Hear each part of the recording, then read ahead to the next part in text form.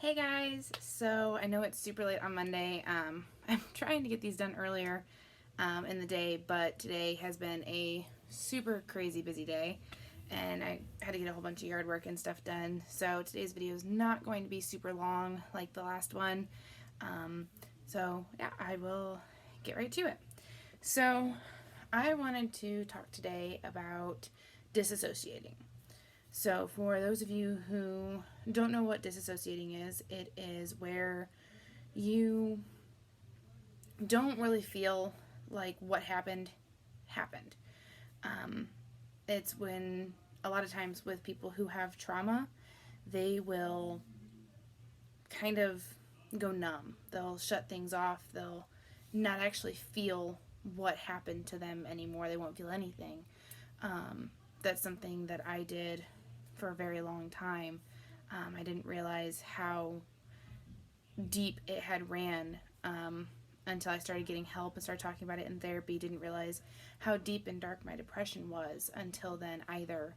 But I kind of wanted to read you guys something that kind of explains some of the things that can mean that you're disassociating, and then talk a little bit more about it. So, when you disassociate, some of the things that can happen when you do is like when you zone out. You know, you could have a million thoughts going on in your mind at once, or you could have nothing going on in your mind at once. And you could just, pick a spot in the wall and just, fixate on it, but you're not really seeing it. You're not really looking at it. It's just where your mind is because you have too much going on. Feeling numb, like I said, you don't really feel your emotions. You don't really know what happened to how you were feeling. You just don't feel anything. It's just like you just flipped a switch and shut it off. Sometimes people will talk about it feeling like you're in a movie. Like, what happened, it happened to someone else, didn't actually happen to you. I think that was the one that stuck with me the most, was that I very much felt like it happened, but it doesn't happen to me. It just was a thing. That was, I think, a really big one for me. I even think about it now. I think the thing that I kind of fix on the most when I think about disassociating is how I felt when I went numb. Sometimes I even feel like I miss it. I miss not feeling my emotions. I miss not having to go through everything. See, another one is you can be having a conversation with somebody and completely lose the conversation. You don't really remember anything that you were talking about, anything like that. It's gone, and it's not like the gone in a funny haha way. It's just your brain shut down. You're done. It's gone.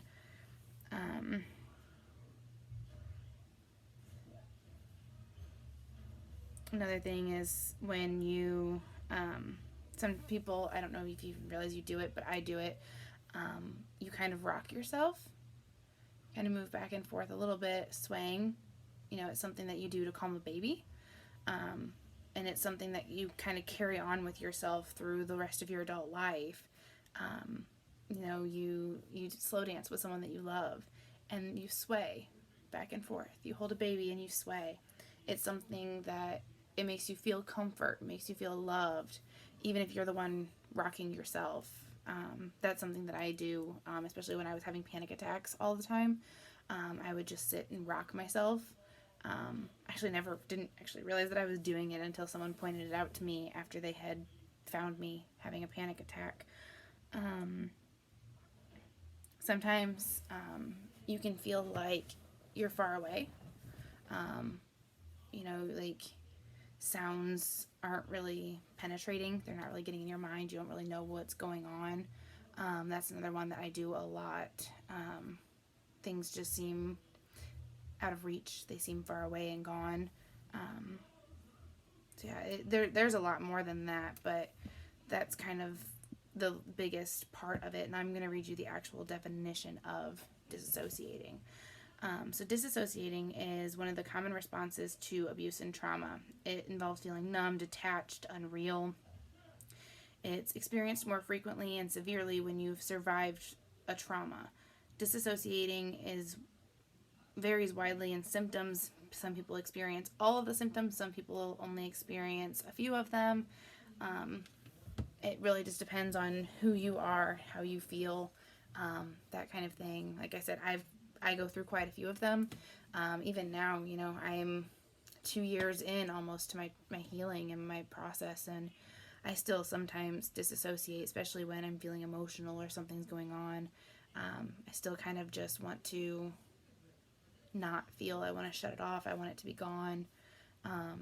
The closer that I get to him getting out of jail, the closer that I get to new people in my life, things like that, I find it very easy to want to just shut it off.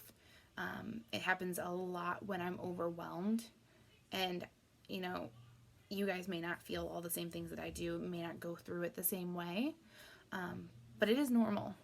I know it may not feel like it, may feel like you're crazy, may feel like you're not healing the right way or handling things the right way, or some people might even say that you're not. Lord knows people told me I wasn't handling things the right way, but everybody is going to heal in their own way. No two people are alike. No two people handle trauma the same way. And just because I do certain things and they work doesn't mean that they will for you. But, the whole purpose of Survivor 365 is that I want you guys to know that you're not alone. I want you guys to feel vindicated and strong and know that there is someone out there who has been there, and that no matter how you heal, no matter what happened to you, no matter what your process is, you are okay in that process. What you do, how you handle it is okay. No one can tell you how to handle the trauma that you've been through. Even other people that have been through the same thing. Nobody handles trauma the same way, and that is okay. It is okay to need your own space and your own time. It is okay to still fall apart, to want to disassociate, to want more or less of something, especially with emotional turmoil. So that's today's video. I know it wasn't super long. I will hopefully get back into where I wanted to be last week. I had planned to start talking about the stages of grief, but I saw this article about disassociating, and I really wanted to share it with you guys. I really wanted to talk about it, especially because I know that I still do it, and it's still something that happens pretty frequently. So I will see you guys next Monday.